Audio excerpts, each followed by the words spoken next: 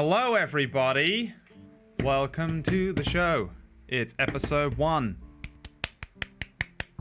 0/1. 0/1. Yeah. Episode 0.7 and then 1. Yeah. Welcome to Table Stories Khwarezmia. This is us, the Tuesday crew, minus Charlie, because she was transformed at the very last second into a sock. So very disappointing to hear. It actually happened mid-call. Yeah, she literally just turned into a sock, and we kicked her from the call. It happens. It happens. We all know someone. She came as Kesha again. She showed up as Kesha, and we were like, right, fuck you, you're out. But the rest of us are here to entertain you here on this Tuesday evening with some more tabletop RPG. We're running, obviously this is the same gang, and we tend to run a different show. We've got Bobby running this show. Bobby is GMing for the first time ever. Period. I've never DM'd for friends. I've never DM'd offline. I've never DM'd one single battle between two characters that I've made. You're gonna have a good time, friend. Yeah, I'm excited to get to be the one that gets the flavor, because like there's so many times that I'm mid campaign, and then like Whack is in the middle of describing something. I'm like, oh, how about this? And I was like, I shouldn't do that, but I can't help it. Now you will learn. Now I get to. You will learn both the pure enjoyment and joy that you get from GMing, and the bitter, white hot fury and hatred that you will also learn. You will learn great heights and epic new lows. I'm sure it's gonna be something. We're a pretty good gang. Yeah, to be fair, I wouldn't. I think it's gonna go pretty smoothly. I had a noodle in mine, so we're not here to exploit you. So we're gonna be running a different system. We tend to run different ones anyway, but we're running a system called What's Old is New, and we're using the old system, OLD. So it's I don't know much about this actually, Bobby. And to be honest, basically let's just hand over to you. I'm just going to give it to you. Now. Let's go. Sure, no worries. So basically, the system we're using is the What's Old is New (OLD) system, and it's like a very open-ended system that is based on D6 rolls. So it really, if you're creative with what you can do, it's very open-ended. Like example in D&D, if you want to intimidate somebody, you have to roll charisma if you want to go on the base of the books. In this, as long as you can lawyer it, and as long as you have the applicable skills, you can do whatever you want. If you're intimidating him with your fists, strength. Exactly. Like you don't need to be that smart to go up and grab him by the fucking thing and lift him up, and you can just go at him, and they're probably gonna shit their pants, So it lends to creativity, and it lends to, it's a really open system, which is really nice. And it gives the players the opportunity to do more with what they have. But if Brad wanted to give his character a skill in tiddlywinks, or good at checkers, or dabbing, or whatever, you could, as long as you're willing to spend the XP on that skill, you can do that. So, which is pretty cool. So we all have. I don't care what you spend on. So we have a bunch of different stats. Like I can just quickly show my sheet for the stream, just because this isn't D&D, so a lot of people might be unfamiliar with the system. Just so you know, this is kind of how my character sheet looks at the moment. We have all of these stats, which I've put on the screen for the first hour here, and also there's just these ones. So these aren't like D&D, where you have, just a set group of stats, stealth, acrobatics, and all that, arcana checks and stuff. These are just stuff that we've typed in.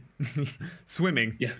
like that's not a thing that everyone has, and I'm just better at it than another player. I think I'm probably the only one with swimming. Anyone else got swimming? Yeah, you're the only one swimming. Yeah. So as opposed to a D&D character sheet where you're like, okay, these are the skills that exist. I'm gonna check these off because I'm good at this. I mean, you can apply those attributes and those checks in D&D to other things, but this system literally lets you do it. So there's no workaround. I'll pay you 12 gold pieces right now to loop that music. Got you. Totally. I totally forgot the one that you wanted me to loop is the one I didn't do. Bobby is also new to Roll20. Yeah, I've as I said, I've played. I got about 1,000 hours playtime in Roll20 now somehow. But this is my first time doing anything. You're in every single campaign on Twitch. Well, prior to this, theory, like 4.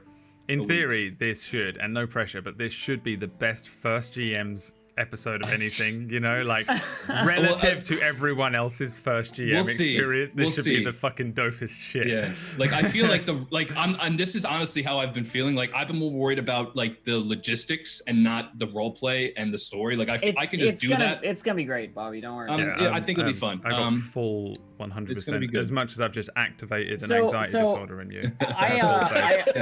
It's all good. With this system, there is one thing that I want to touch on before we like move to like characters or what have you. You get to make your own magic spells. It's so really? Cool. Oh yeah. That's how magic works. The way that magic works, I think I'm the only character with like access to casting spells, but so I took a level in Druid so that I could cast spells. So I have these special skills that my character has, like the Secret of Beasts and the Secret of Metal, and transform as like an ability, like a casting ability. So you go like transform beast and then make up what that is. So if it's like I need the eyes of a cat so I can see in the dark, transform beast, 1 hour cat's eyes, or I need to become a mouse for an hour so that I can escape capture, transform beast, whatever. But I also have the Secret of Metal and transform, so I can go, oh, look at this silver coin, transform metal. It's a gold coin for an hour. Here you go, that's cool. Or oh, look at your armor, your helmet and your heavy plate armor. That's real cool. It's all fused together now. It's one solid piece of metal. Have fun. Dung. Stuff like that. Weirdly enough, I have the Secret of Plants, I think. Somewhere in here. But you have no casting mechanic, right? But no. I mean, so the secret.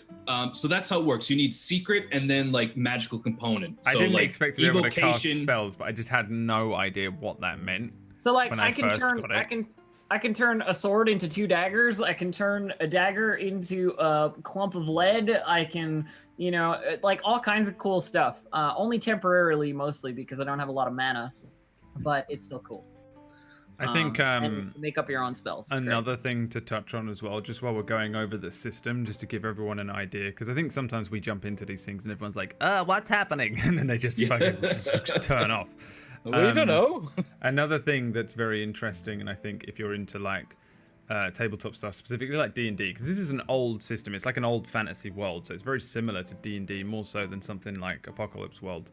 Like the old setting, the old style of D&D, like AD&D, like the old stuff. Like with this, you have a life path, which is just your entire life. You create a character from fucking birth, and I know everything about my character. Like, for example, I know this is kind of like a jump ahead for metaing everyone else, but whatever. I was a fisherman for 16 years, then a watchman for 12 years, then a squire for 2, and then a knight for 40. And that's my life path, and it's completely influenced everything mechanically that my character is. And it's really cool the way that you build a character in this system. Yeah, it definitely is. It makes you it gets you hooked into the role play of the character like way quicker. I'm actually really excited for the role play. And normally I'm fuck it, I just want to fight really something. Into it. It's really fun, and it's personally, I don't mean to cut you off, Elf. It's personally my favorite system for roleplay because of the way the system works and the way the checks work is that it's so open-ended that as long as you can lawyer it and it makes sense, then you can do it. I mean, it's just like life. I mean, it's there's not like you can use your strength in a bunch of different ways, but you can't use your strength to like hack a computer, but you can use your strength to do a lot of things, from intimidate to lift things. So it's really open-ended. One thing I did want to touch on with the life path system, there are a bunch of systems that do this, and I would say that this is probably one of the simpler life path systems if you want to get into like a life path creation game, all the way up to like your burning wheel craziness, which is like down to the tiniest detail of life path stuff. How many cells do you make up your body mass? But it's really good. It helps you to get into that character, right? I'm into it. Should we talk about characters? I want to talk about characters. Absolutely, we can do that. I guess we'll start with the order with which my Zoom call is in, because I don't have the stream loaded up. Yeah, sure. Yeah. We'll start with Brad. You can sort of like give a lowdown of your character. You can go through your skills as in depth. Like pretty much, guys, the first hour, like the next like 30 to 40 minutes, we're just gonna go over characters, just to give you an idea of who we are, or the actual in-game characters, and then we'll get into it. So maybe touch on the world a little bit. The world, yeah, we'll get a lowdown on the world as well. In terms of the overlay, Bobby, the only reason that we're in any order on the overlay is that on the left the names are longer. Distracted Elf and Peachy Pixelate, and Me and Ponies are shorter, which is why we're at the top. It was purely just an aesthetic thing for the way I was looking at it when I made the overlay 10 minutes before the stream. Anyway, so my character is Khwarezmia the Blessed, and I am a really old dude. Like the main, what is it called? There's a thing up here that says Khwarezmia, an old tawny knight past his prime who wields a powerful sword. I'm from the capital city of this world of Khwarezmia, and I spent a long time as a watchman, a city guard, and pretty much like all my guardsmen and us were like standing around watching a lot of tournaments and things, and I was like, I think I could take them in a fight, and all the other guards were like, nah, you got no chance, son. And I was like, I'll prove you wrong. So I went and squired under a knight, and then took I became a knight, and then it not necessarily, I don't think, Bobby, like one of the knights that went riding out with the military, but more just like a city-bound knight. Yeah. Oh yeah. There would be a full like regiment, so to say, that just keep the peace in the Citadel. Yeah, like I think the Citadel Watch is pretty much both cop, FBI, the whole slew. That's who keeps the peace. I remained like a city watchman.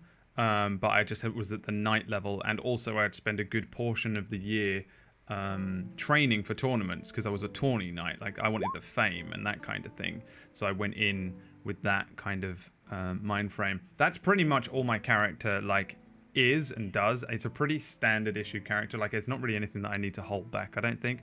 I'm just an old knight. I didn't marry. I just live my life by the sword. Proved all my friends wrong. I was so late out in starting being a knight because I started life as a knight when I was, let's see, I would have been, so if I squired for 2 years here, 14 plus 16, 30. I was like 30 when I was like, I'm gonna fucking prove you guys wrong.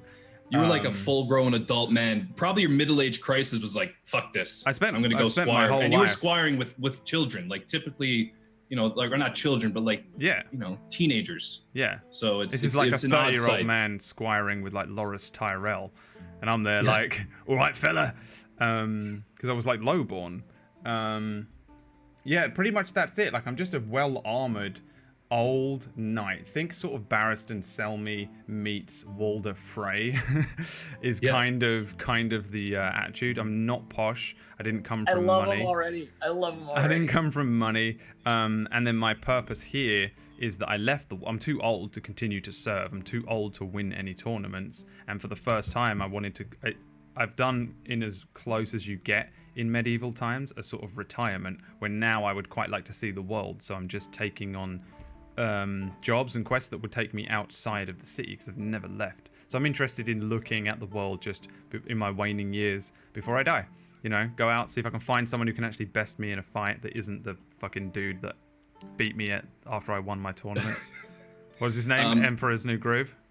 Oh, the actual Emperor himself, Overlord Tukai. Overlord Tukai. I have fought twice. And the way you fought him is every 4 summers at the first harvest on the river of the Citadel, they construct a huge river barge. This thing's like 100 feet wide, like 600-700 feet long. It's held up by like barrels of air, or not barrels. Yeah, it's just held up by however fucking things float. I don't know. And so and that's where the tournaments take place, like jousting, dueling, the whole slew, like a full festival with jesters, the whole slew that it takes place on the barge. And the winner of the tournament gets to duel with the Emperor, the Overlord in this situation. I think I won twice. I think I'm going to go with the old Dr. Disrespect 2-time champion. Back-to-back champs. Back-to-back 2-time champion. Maybe, I don't know, maybe 20 years ago, something like that. Earned a little bit of rep. I became known after one of those tournaments, at least, as Khwarezmia the Blessed because of some crazy lucky thing that happened. I remember we discussed it and I kind of forgot it, but I think it was something like I slipped and dropped my sword, and then because I slipped, the sword swung over my head, and I managed to get my sword back and best this guy through pure luck. And pure luck. People always referred to me as Caster the Blessed because I have the highest luck score ever. I have a 10 in luck. So, the one thing that's really cool about the system is luck is an attribute and something that you can use a lot. It has so many different uses, and it's really cool. Like, one of the things you can do, you can trade one luck die, example, to increase your damage die for one attack, or you can add dice to attack rolls. You can subtract dice from enemy attack rolls, and they all have a pool that they can use once a day. It recharges at the beginning of the next day. I'm also old, bearing any exploits, so I get the. That's old the other thing. Yeah. So because he's old, he literally can't get any stronger or agile. Those stats are locked from him from leveling up. They cannot be leveled up. But he gets what's the exploit again? So the old exploit that you get. Old is that once per day, when rolling a dice pool, you may declare it to be a careful dice pool. Any ones that you roll may be re-rolled, with the new roll replacing the one. If you roll a 1 a second time, you must take the 1. It's kind of like halfling luck, except that I choose when to do it, I guess. So, yeah, I don't know. There's going to be some... I'm going to need some time to work out this system. Weirdly enough, I know that I'm like a DM, but I don't know what the fuck I'm doing with this whole system. It's so different. Like, but we'll figure it out as we go. I haven't been playing TTRPGs my entire life to just naturally pick stuff up very quickly, like Elf. Well, I think most of us have been... Elf is 10 times more intelligent than me as well, probably. So I'm just there like, Bobby, what is a knight? All of these things are incorrect, except for me having more experience with tabletop RPGs than you. Which but yeah, but you always pick stuff up really quickly, and I'm like, whoa, yeah, she's amazing. But I'm just there like, I don't understand. Well, see, the thing is, I read the book and follow the instructions. Yeah, I can't read. Okay, privilege. I read, follow the instructions, and then just forget everything. So I actually have to double check. Yeah, I do that a little bit as well. I learn better from either playing or someone else telling me rather than reading the thing. I read it if I have to. Like when I learned to DM, I just read the book because I needed to, because no one else was going to tell me. But I'd rather just be like, tell me how to do this, and then I'll actually retain that information. Anyway, that's my character, Caster the Blessed, and that's me. Done. So the next one, you can go ahead, Pony, if you'd like. Oof. Yeah. I am Yodariel, a noble-born high elf. No. Grand elf. Grand elf. That's pretty much high elves, though. Yeah. Copyright. Born in the kingdom of Dalana. My father's the king, Sauron. I'm Sauron? The young... Did you say Sauron? No, Sauron. C-H-A-U. C-H? Oh, okay, yeah, because you say shat as well instead of chat. Yeah. How will you pick it? Everyone picks it. It's hard work being Swedish, I understand. It is. Shut up. He is at the young age of 145, which isn't a lot for an elf, I learned. That's the hysterical thing, is I'm old as shit and I'm 70. Like, I'm about to just have a heart attack and die. And like you're 140 and you're just some little like whippersnapper coming up. Yeah. And that's this what he is. He's just like noble born and a bit of a whippersnapper, as you would say. He's born into nobility and was how do you say, not brought in, but kind of brought in to a group called the family, which is how would you explain it? The mafia. I don't want to say, it's not a religion per se. Well, Peachy was calling it a cult. Definitely not a cult. Definitely not a cult, we can say that. But after the age of like 15, he was brought into that for several years. So he's kind of under he's extremely devoted to them. And there's a few, I would assume that almost the whole noble family is a part of that. But it's a little bit hush. But it's a group that together strive towards not heaven. I don't want to say heaven, but not glory either. Enlightenment, we can say, yeah. Zen, Nirvana. And that is kind of, he's extremely devoted to them. And you said it's a family cult. It started from your family. Is that from in your city? It's from your city, is that you're saying? No, it's been around for a long time. I'm not sure if anyone knows where it's even originated from. Okay, so I'll just go wild with it then. Yeah. Okay. And then after that, he's been some sort of like of a fighter on the long side of that throughout the years. So we picked a name that was really good. What did we call him? What was it you went with? A war cleric. War cleric. Sort of war cleric elf. Bit of a holy warrior. I mean, you were noble, you were a cleric, a minstrel, you were a ranger for some time. Like you've done all kinds of stuff. You've really done a lot. As an elf, you get the bonus of just spending the years. You just get to be old as fuck. Yeah. No, that's awesome. And yeah, and his the kingdom of Dalaran. I'm gonna keep calling it Dalaran. It's what's gonna keep happening. I'm gonna call it Dalaran. But yeah, that kingdom and all the Elvish kingdoms, they are to the west of the map. So you are from the west. And one thing that's cool about the elves is that the whole force to the west, they're all controlled by the Sylvan. Think Wood Elves, but they're called Sylvan Elves. And there's pocket cities and pocket regions within those woods, the Sylvan Woods, that are ruled by the Grand Elves. So that's sort of the gist there. My dad. Yeah, your daddy. Shauron, CH. Sauron.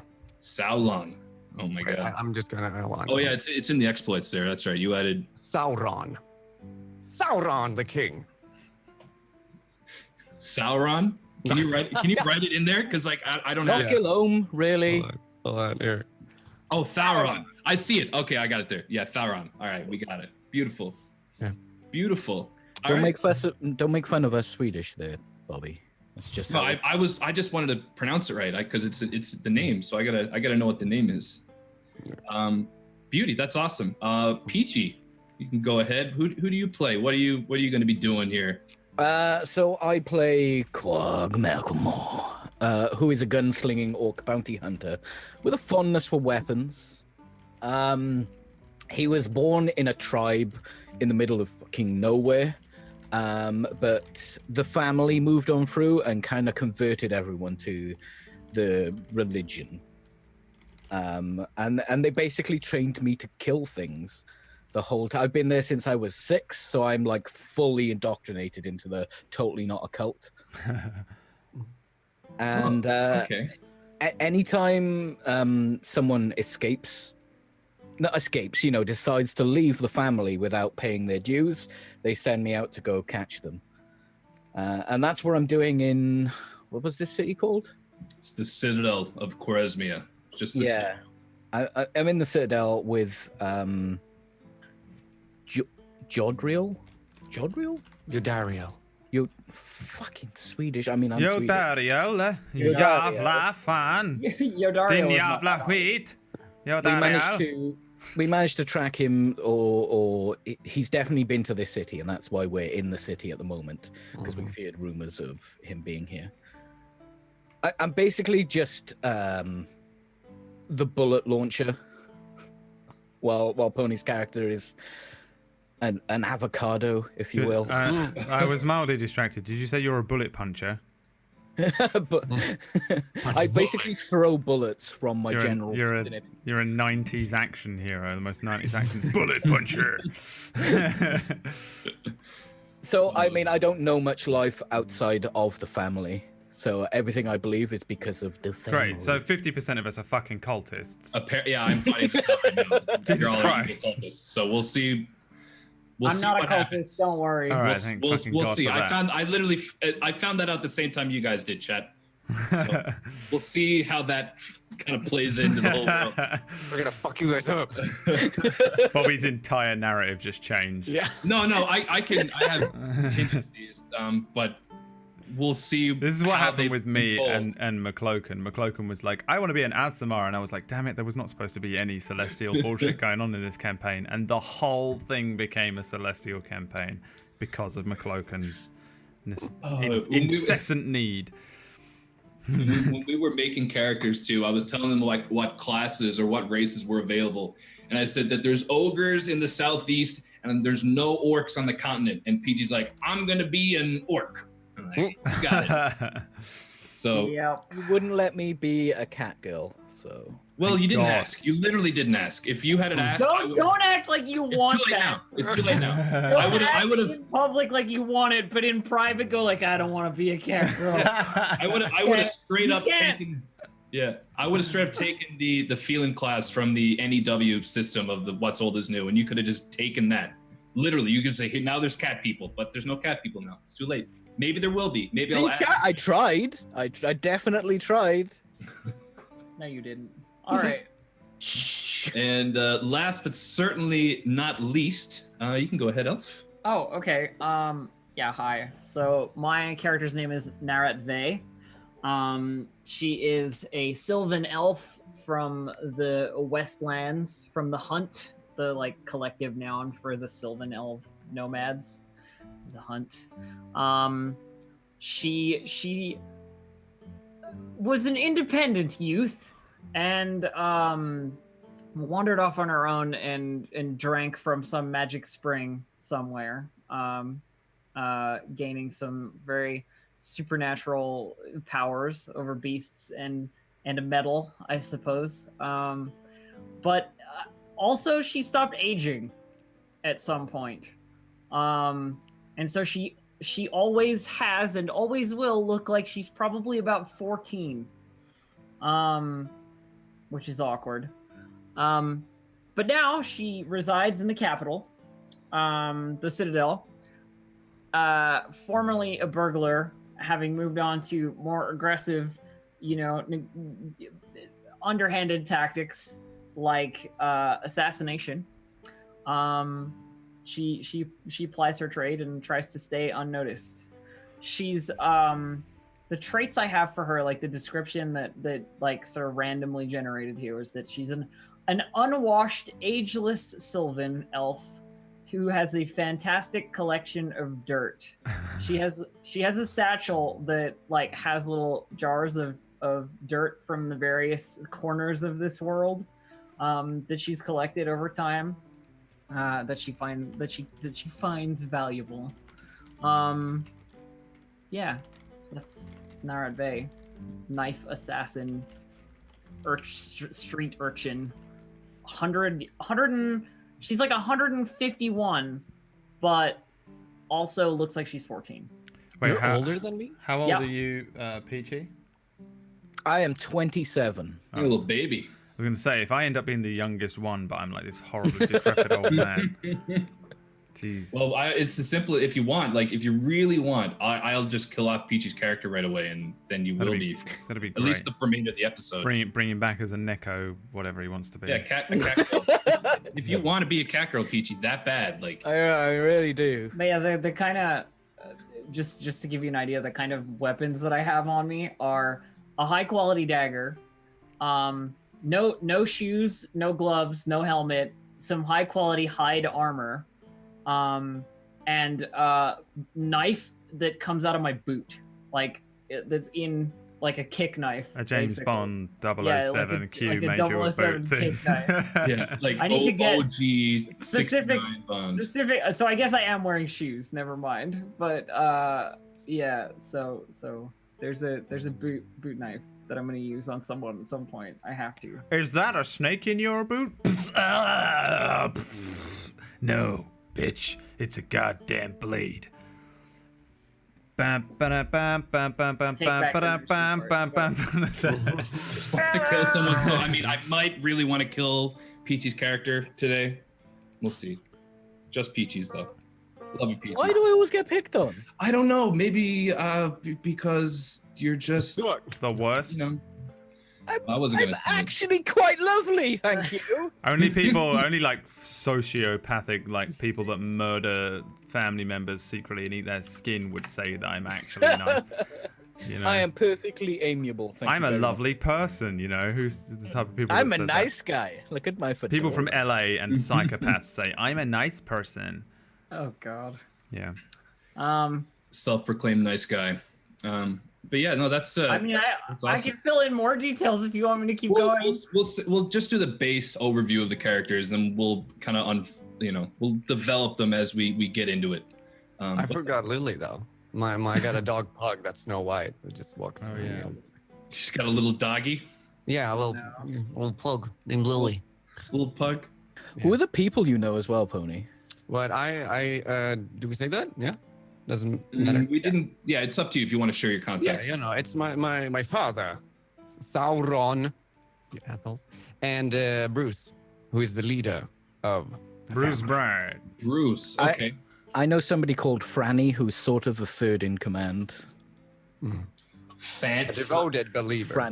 Franny. Yeah. She goes by Fran. I made normal useful people, and now I feel. I have one useful person. I made normal useful people too. One of them is my brother, who's a diplomat. And the other one is my fence, who. I know the head of the City Watch, and someone else. Someone called Peachy Pixel 9, a clone from another dimension. That works. We can still go with that. Like that's still an okay thing that works. I would hate myself forever if that were true. No, that's not true. Definitely not. But I guess that's sort of all the characters, and I'll give you a quick lowdown of the world. So it takes place in the Empire of Khwarezmia.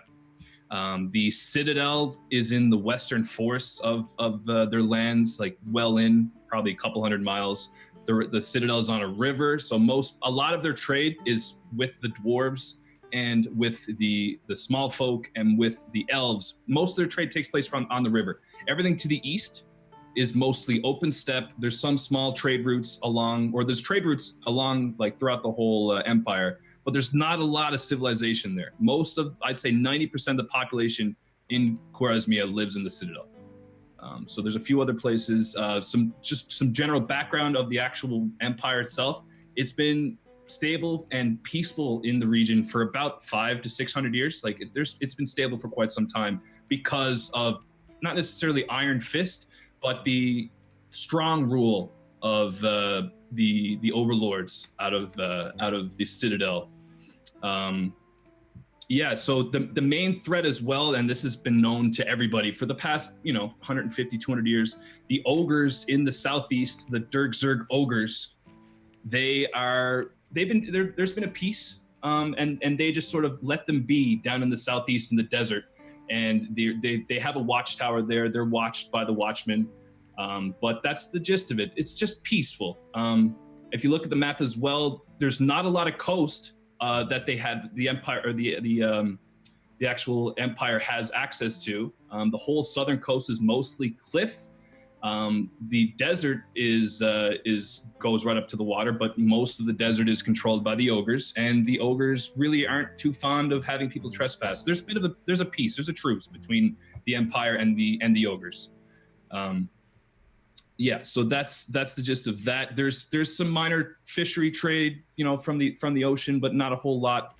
And that's more or less the gist of it. There's some ancient ruins as well. There's all kinds of interesting creatures and beasts throughout the world, but we'll see if they encounter any of them. So it should be fun. The main races that are in the world, there's the Sylvan Elves and the Grand Elves. They're to the west. The Cavebeard Dwarves are up in the north, up in the mountains, the Blue Iron Mountains, and the Small Folk live along the southern coast in the cliff, and we'll get into that when we get to it. But they have a pretty interesting right here at number 11. They have a very interesting place where they live, and I'll describe that when they get there, when it's asked or inquired about.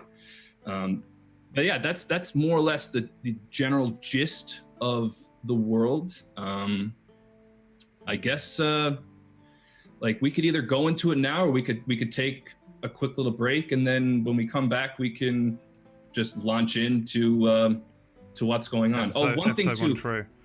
Yeah, one quick thing, just the family. I assume that both of your characters would be in the Citadel. Like the family has some things in the Citadel, I would assume. We'll say. So you guys are in the Citadel for the family, which is family business. Yeah. No, the map is business. The map. There's an auto generator that I just spent some time on and fiddled and drew until it came out with something that I kind of liked. So But yeah, Is there anywhere on this character sheet just for notes? Just out of curiosity. for notes, I don't. I opened up an exploit and then opened up the little details in it and just have like notes and then notes. I just write my notes into the That's details a good idea. box. Right. What was that emperor's name? The Grand or the Great Tukai. Spelled Tukai. The Great Tukai. Yes, I fought him twice and got my fucking ass handed to me twice. Oh yeah. Well, we can either get into that now or we can. Hey, fuck it. Let me know how I lost. Oh yeah. So you handedly, I assume, or maybe luckily, we'll say, won your tournament. First year. Genuinely won second year. Genuinely won. Yeah, you probably, with your winnings, picked up some sick armor, got your sword. That's when I went and got the sword. Oh, I need a name for my fucking sword. Carry on. But yeah, so you won the tournament, and on this big floating barge, there's thousands of people watching, almost like the Colosseum, so to say, but just, small stands. It feels like the Colosseum as when you're fighting. Yeah. But so you would have defeated the other person in the last duel, and what happens is the Great Tukai, the Emperor, the Overlord, they challenge the winner of the tournament to a duel, and this duel, the winner is chosen by either first to submit or first to draw blood. This specific Overlord has never lost in his 60 years of ruling. And this even goes into his late years, but he is when he's fighting, he's ordained in golden plate with a fancy helmet, and he has a huge halberd, and he has a big old gut too, big old belly. He's probably about I want to say 6'5", about maybe 400 pounds. I'm sort of jacked, but I'm sort of imagining that fucking, what's that first boss from Crash Bandicoot? Oh God, Papu. Papu. I don't know. Maybe. Just an enormous fucking dude with a big belly. Huge guy. And his armor itself, it follows his shape. So the armor itself, the plate armor, is molded around his big old gut. And it's beautifully ordained, but he was so quick. He caught the first fight, he caught you off guard and just tripped you up with the butt end of his halberd and just put the tip of the halberd to your throat, and there was literally nothing you could do. Yeah. The second time he fought you, he played with you for a while until he literally just slashed you so hard that he cut through your armor on your shoulder and drew blood, and then that was it. He doesn't speak a lot. He's pretty quiet. That's when I started drinking. That was when you started drinking. Yeah, that was it. Just knowing there was someone out there I could never beat. Yeah, fuck yeah. Tawny night. All right, so let's do a quick break then, and when we come back, we'll start the true episode 1 true. I need a sword name, chat.